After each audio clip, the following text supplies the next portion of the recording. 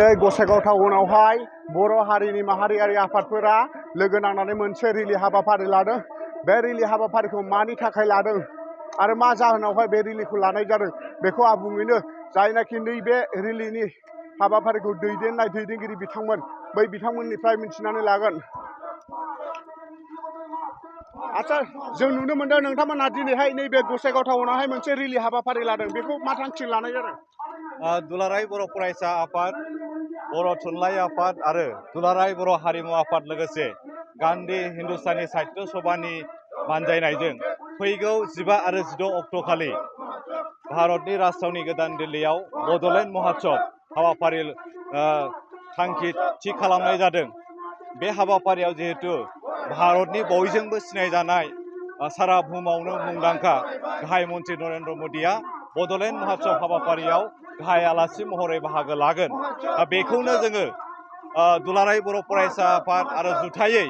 जे बर' रायजो राजानि जानानैहाय नरेन्द्र मोदीखौ जों बे हाबाफारियाव एडभान्सै जोङो बरायनाय आरो साबायखर बावनाय हाबाफारिखौ नैबे रिलिनि गेजेरजों हान्जा सुरनायनि गेजेरजों जोङो लानाय जादों। आरो बे हान्जा सुरनाय हाबाफारिया दिनै सारा आसाम नाङै महकुमा लेभेलाव बेबायदिनो जिल्ला लेभेलावहाय लानाय जादों। दिनै गसाइगाव आरो पर्बतजरा महकुमानि सिङावहाय नैबे गसाइगाव नैबे जोङो बे रिलि हाबाफारिखौ लानाय जादों। आं आसा खालामदों बे हाबाफारिनि गेजेरजों बर'नि राव थुनलाइ हारिमु जोङो भारतबर्षजों लोगोसे सारा पृथिबिरावहाय जोङो मिथिहोनो हागोन, जोंनि सिनायथिखौ जों बुहुम दरबारावहाय लांनो हागोन आरो जों गासिबो बिथिङाव जौगानो हागोन, बेखौहाय जोङो मिजिंथिनो हायो।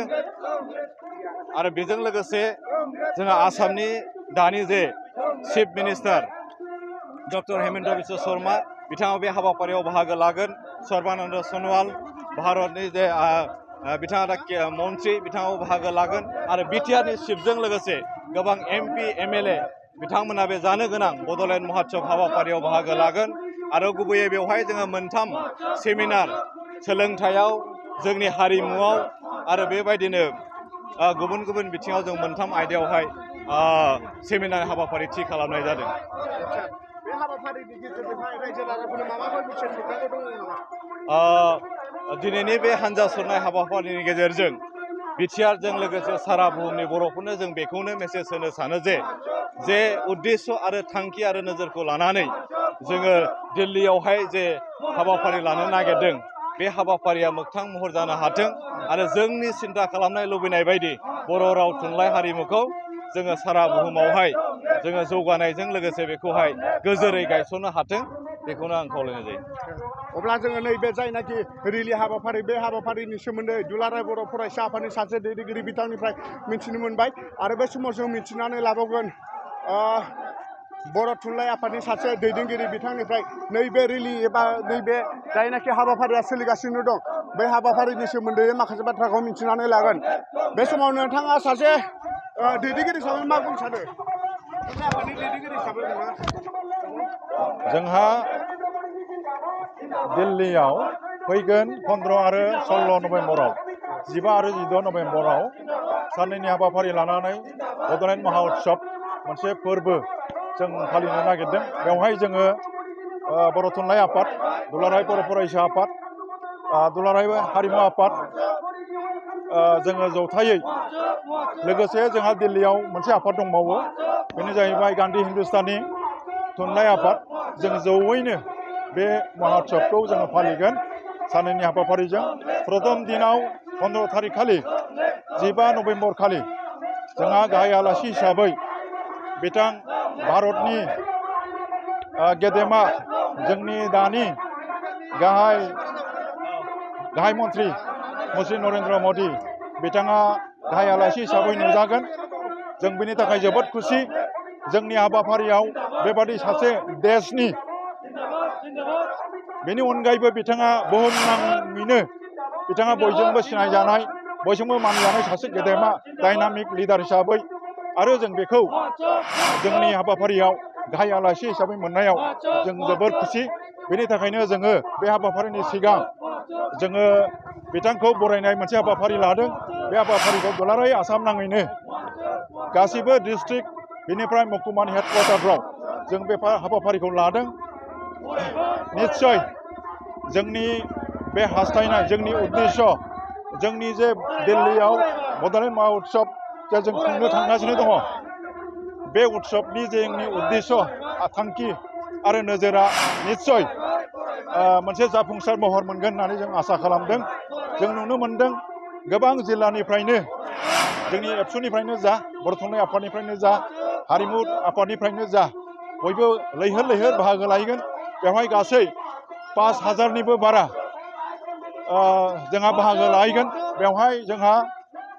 जोंनि आसामनि अनगायैबो जोंनि बिटिआरनि अनगायैबो जोङो नेपालनिफ्राय थांगोन वेस्ट बेंगलनिफ्राय थांगोन नागालेण्डनिफ्राय थांगोन मेघालयनिफ्राय थांगोन अरुणाचलनिफ्राय थांगोन बिथांमोना बयबो थाग थियारि जाखाजोब्बाय बेनि अनगायैबो जों बांलादेशनि बर'फोरखौबो जों हांख्रायदोंमोन नाथाय बर्थमान बिथांमोननि भिसाया बन्द जानानै दङ बे हिसाबै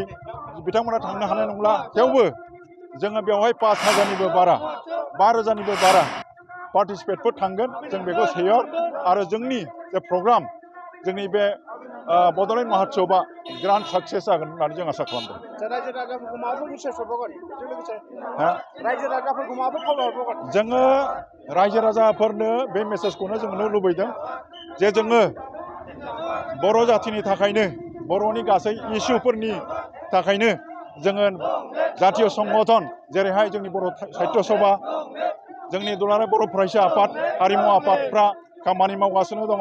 दिनै जोंनि इस्युफोरखौ नेशनेल लेभेलाव इन्टारनेशनेल लेभेलावहाय जोङो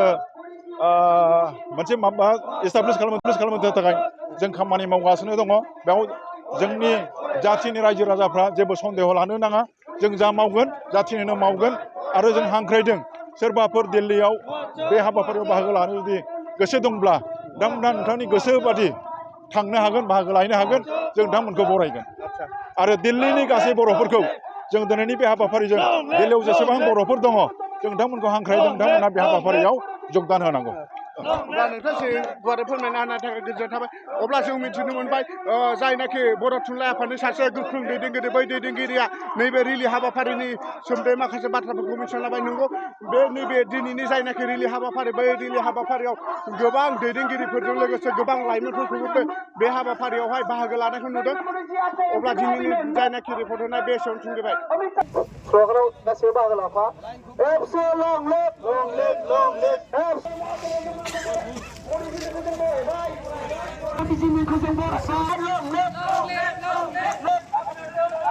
नरेंद्र मोदी जी आपका एबसु का अभिनंदन अमित शाह जी जिंदाबाद जिंदाबाद जिंदाबाद अमित शाह